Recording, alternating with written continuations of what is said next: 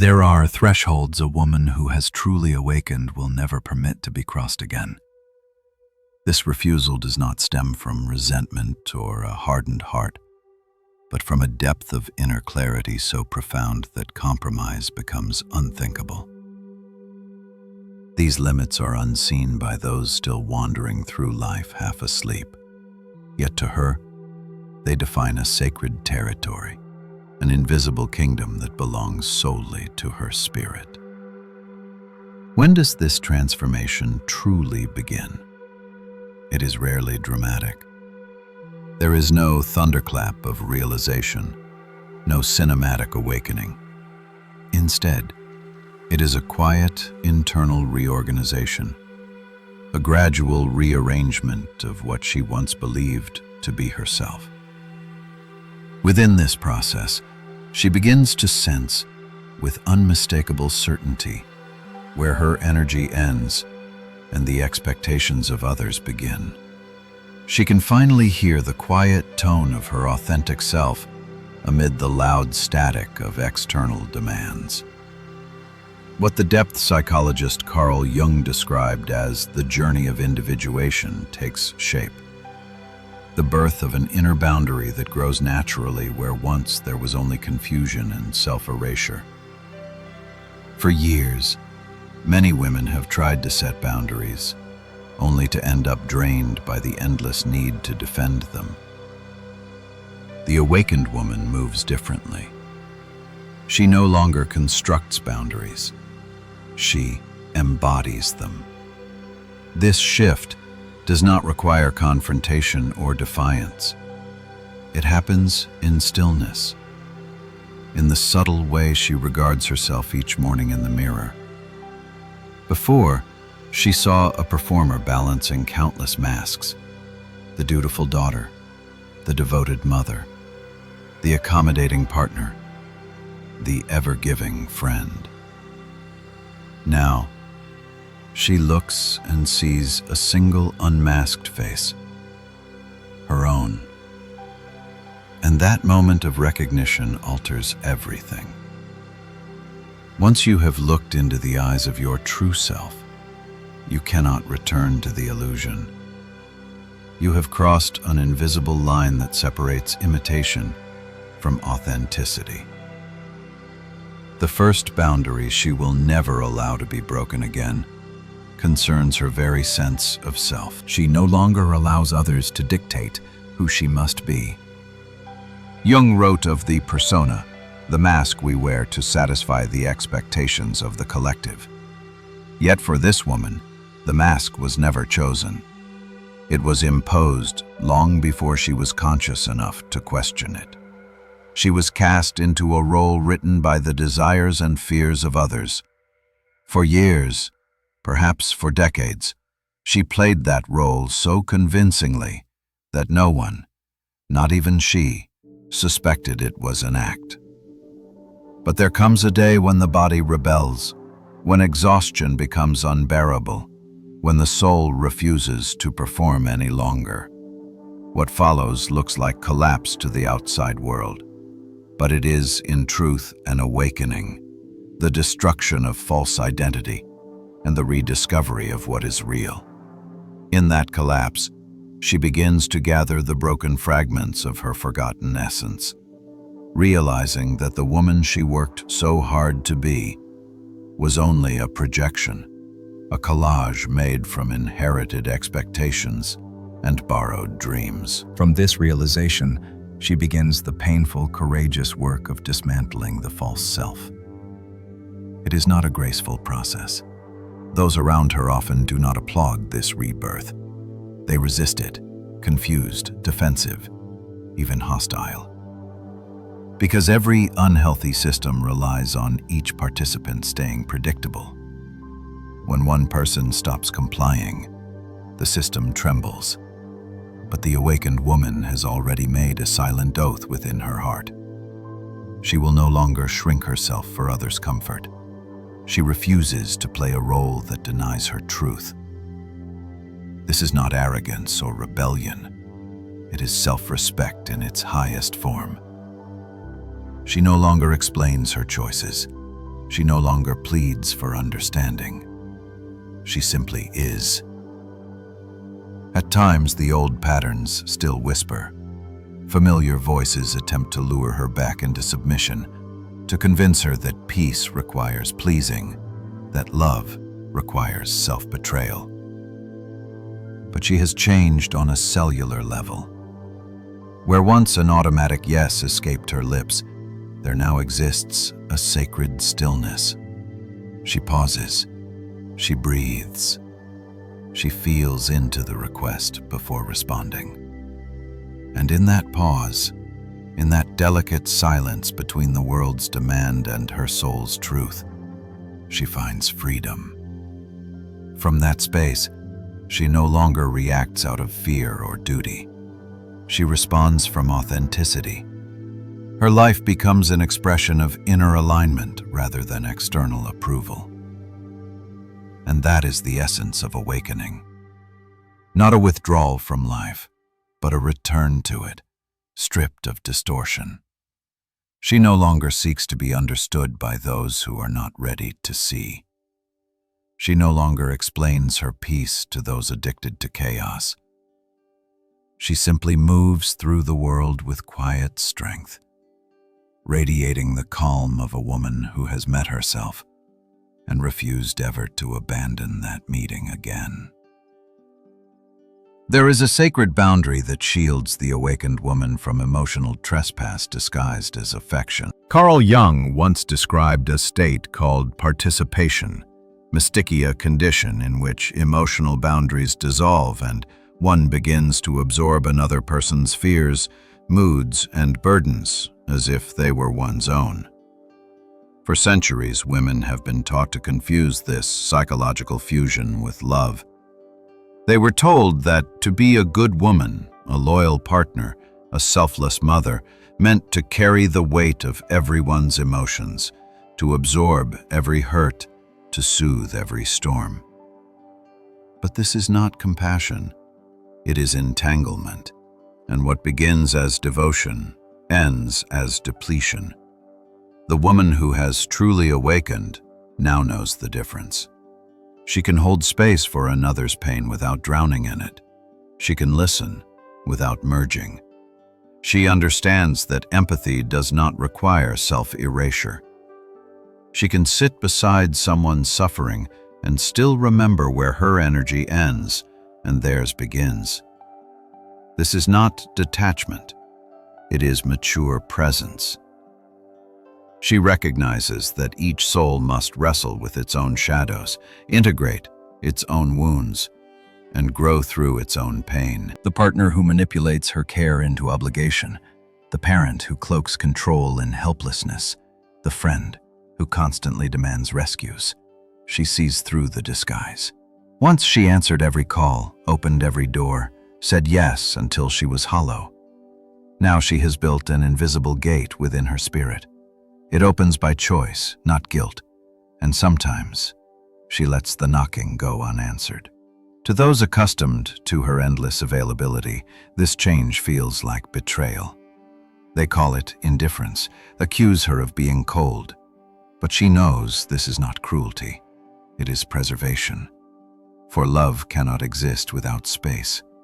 Without boundaries, there is only emotional consumption, one soul devouring another in the name of connection. She chooses a higher form of intimacy, one built not on merging, but on mutual respect of the sacred self. Her next boundary forms around her right to choose without explanation. Many women live their entire lives inside the courtroom of justification, standing trial for every decision, every feeling, every change of heart. They were conditioned to earn permission for their autonomy through apology. Even their smallest preferences come wrapped in disclaimers. I hope you don't mind if, or I know this sounds selfish, but. Jung wrote that individuation, the process of becoming one's authentic self, must occur without an audience. It requires solitude, not consensus. The awakened woman has stopped asking for approval slips to live as she truly is. She no longer submits her desires to the world for review. When she decides, she simply says, This is my choice, period. No appendix, no justification, no tremor in her voice. Those who thrived on her over-explaining find this baffling. They mistake her clarity for arrogance because they were used to her constant self-defense. Yet she has learned something essential. Anyone who respects your sovereignty will never demand you to explain it. Only those seeking control ask for endless justification. Every time she once over-explained, she leaked power. Every time she put her intuition on trial, she invited judgment. But now she plays a different game, one without debate. Not in rebellion, but in peace. Her silence is no longer submission. It is authority. Then comes another boundary against disrespect disguised as honesty. Jung understood that passive aggression is among the most insidious forms of violence, precisely because it hides behind charm. It slides into conversation wrapped in humor, leaving no visible wound, but slowly eroding the target's self-worth. The awakened woman has lived through this too. The mocking comment about her beliefs, the harmless joke about her emotions, the backhanded compliment meant to disguise disdain, each delivered with a smile, each followed by the same denial. "You're overreacting. It was just a joke." But she no longer gaslights herself. She trusts her body's quiet recoil, the way her chest tightens in the presence of veiled hostility. She no longer allows people to dress cruelty in cleverness. Condescension, disguised as wit, has no place at her table.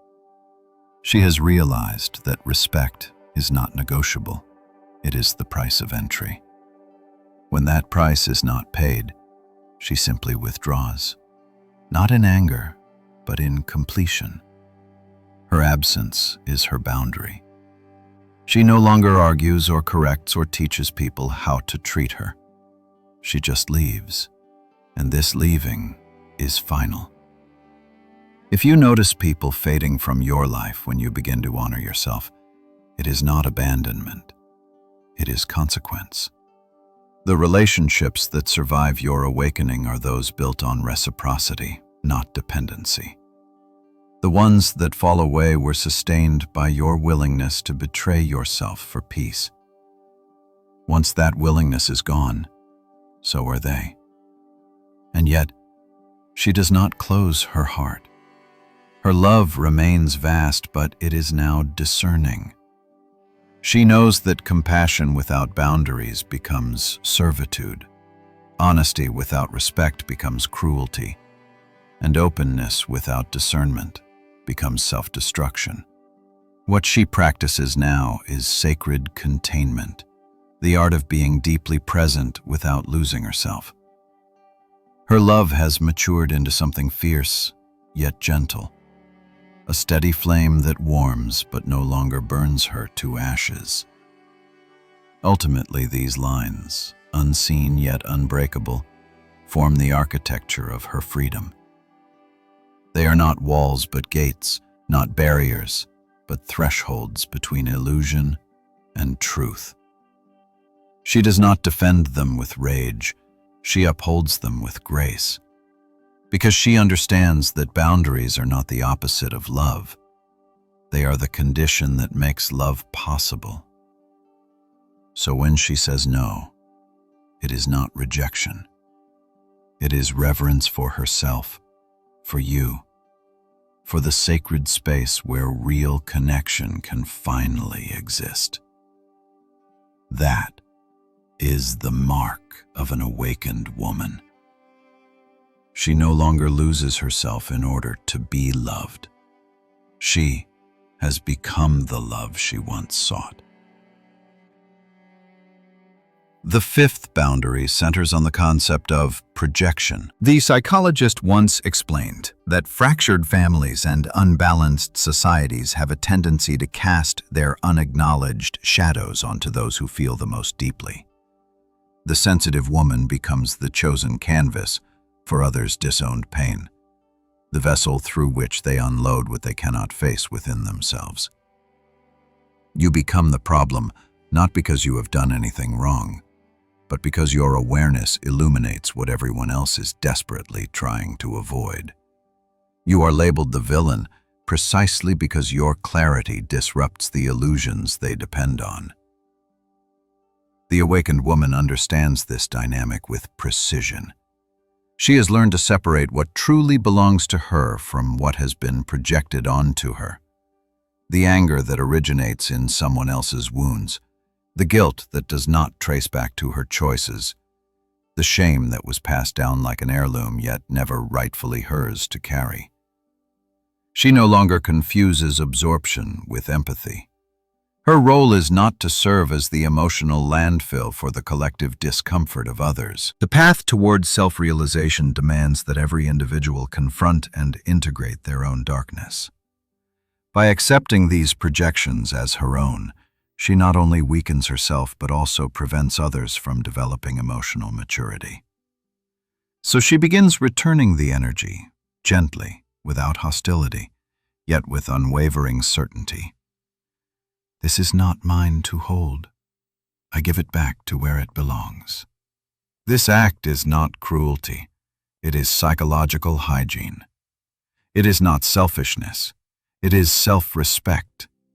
Those accustomed to depositing their unresolved pain into her space experience this new boundary as betrayal, because her refusal exposes the emotional laziness they have relied upon.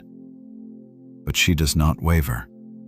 She knows that authentic healing begins only when everyone learns to carry their own emotional weight. At this stage, profound shifts occur. Relationships that thrived only because she absorbed the emotional overflow of others begin to crumble. People who depended on her endless empathy drift away, unable to face their reflection without her as their mirror. It hurts. The loneliness is real. Yet this solitude feels different. It is clean, honest, peaceful. Better to stand alone in clarity than to remain surrounded by those who need her confusion to sustain their comfort. In this new stillness, she discovers an astonishing spaciousness. The chaos that once filled her body with foreign emotions begins to dissolve. Each morning, she wakes with the quiet knowing of what is truly hers and what is not. This discernment is not intellectual. It is intuitive, cellular, embodied. It lives in her bones. And this internal knowing makes her unmovable. Never again will she allow herself to be the dumping ground for someone else's unprocessed pain. The sixth boundary shields her from the demand that she sacrifice herself for connections that require her disintegration. The great thinker once warned of the martyr archetype, the psychological pattern in which suffering becomes identity, where loyalty becomes self-erasure. For generations, women have been conditioned to equate love with loss of self, to believe that devotion means self-denial, that being good means dissolving into the needs of others. But the awakened woman has seen through this illusion. She now understands that true love is reciprocal nourishment, not one soul shrinking so another can expand. If a bond can only survive through her self-betrayal, it is not love at all. It is captivity. If shared history, vows, or family ties are used to guilt her into compliance, it is not loyalty. It is emotional bondage. The awakened woman has found the strength to walk away, not in anger, but in truth.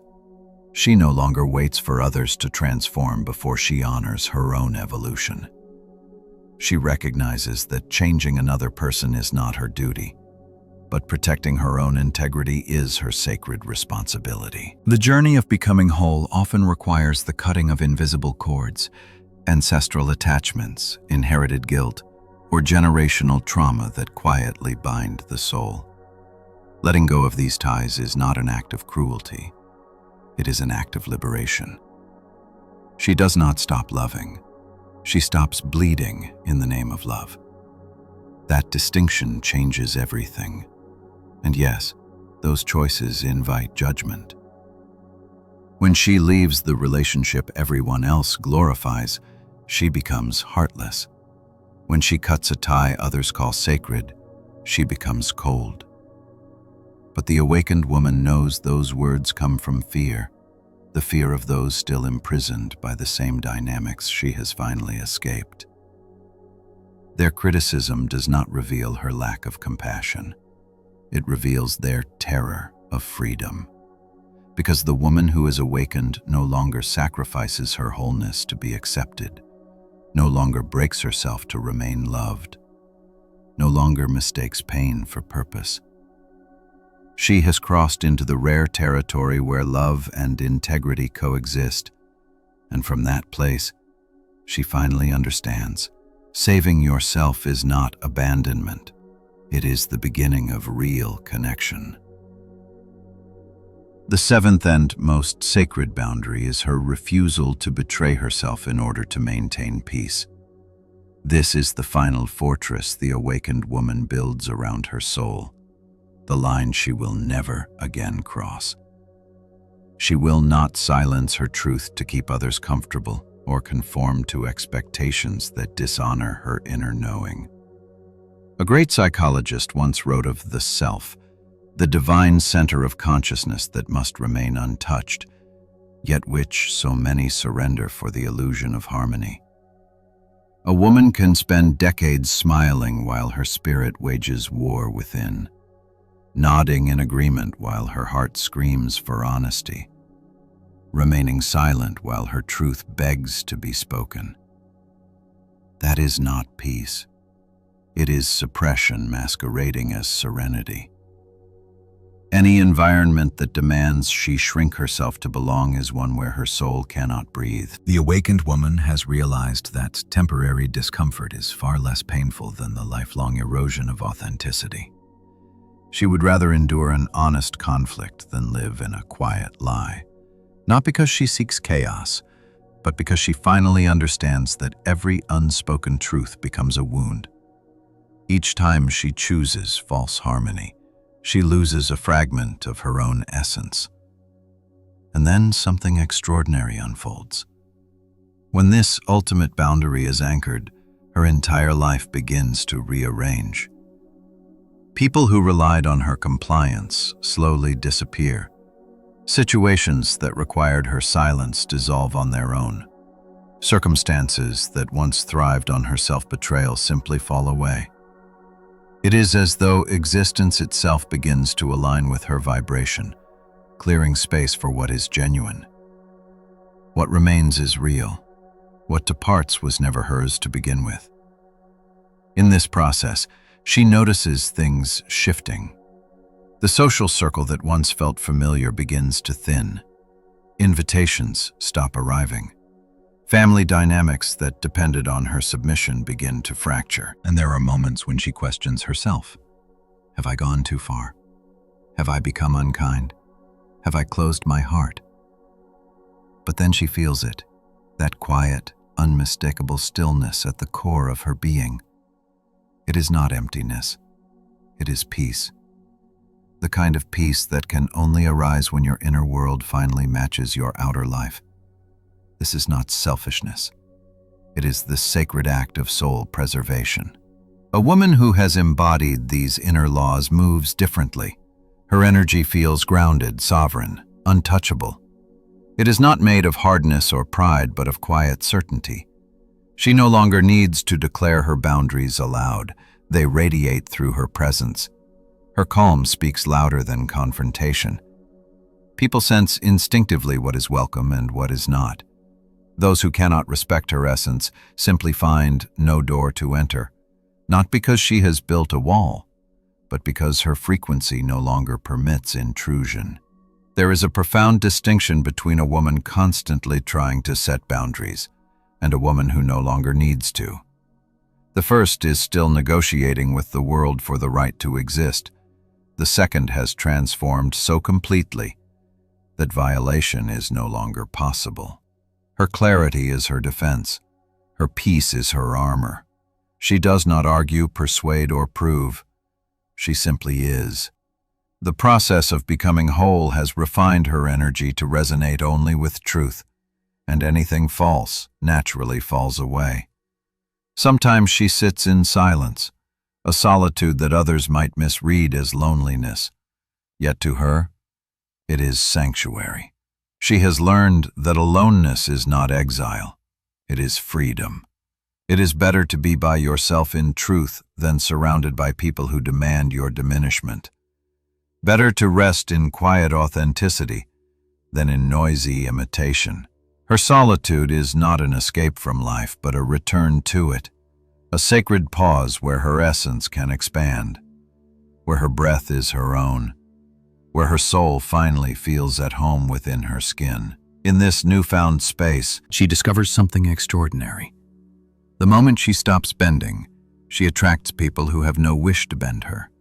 When she stops carrying the emotional projections of others, she begins to meet souls who seek connection, not a mirror. When she stops betraying her truth, she finds relationships where honesty is not the end of love, but its foundation. The texture of her connections transforms. Quantity no longer matters. What endures is depth, authenticity, and mutual reverence for the sacred essence within each being. Still, this path is not without its ache. Awakening always asks for something in return. It demands that you release relationships you once believed were unbreakable. It strips away the illusion of harmony you spent a lifetime constructing. It takes from you the version of yourself that others loved, not because she was real, but because she was convenient. Yet what it offers back is beyond measure. It gives you yourself again, whole, honest, and alive. It restores integrity. It replaces performance with presence, survival with dignity. The awakened woman no longer burns with rage. She now understands that her anger was never the problem. It was a compass, pointing toward the places where her boundaries were being violated.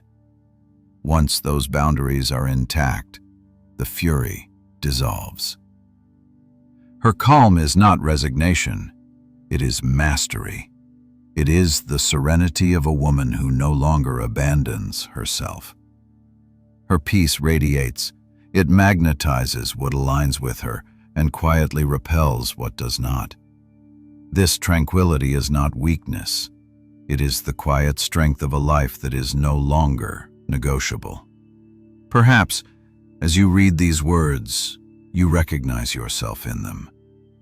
Perhaps you feel this same awakening stirring beneath your skin, a subtle dismantling of the old structures that once defined you. Maybe you are standing in the uncertain space between endings and beginnings, wondering who you will be when the masks finally fall away. Or maybe you have already walked this path and now find yourself nodding in recognition. Wherever you are in the journey, understand this. Individuation, the process of becoming wholly yourself, is the only true freedom. Not freedom from the world, but freedom within it. These 7 boundaries are not barriers. They are blueprints for sacred living. They define the shape of a life built on truth. They are the acknowledgement that your soul is valuable, your energy sacred, and your inner harmony worth protecting more than external approval. They represent the quiet revolution of a woman who has decided, never again. Never again will I trade authenticity for acceptance. Never again will I shrink for love. Never again will I silence my truth to keep the peace. And if you, reading this, feel that same readiness awakening within you, the readiness to honor your own boundaries, then you belong here. This is a space for remembrance, where we find words for what the soul has long known but never voiced. where we rediscover who we are beneath the layers of expectation, where we walk each other home to ourselves. Share in the comments which of these 7 boundaries you are learning to protect, or which one is calling for your attention right now. Your story might be the lifeline another woman needs to begin her own transformation. Because even though this path can feel solitary, none of us walk it alone. We move together, quietly, courageously, each woman lighting the way for another. The journey home begins the moment we stop allowing our sacred boundaries to be crossed and start honoring the truth that was ours all along.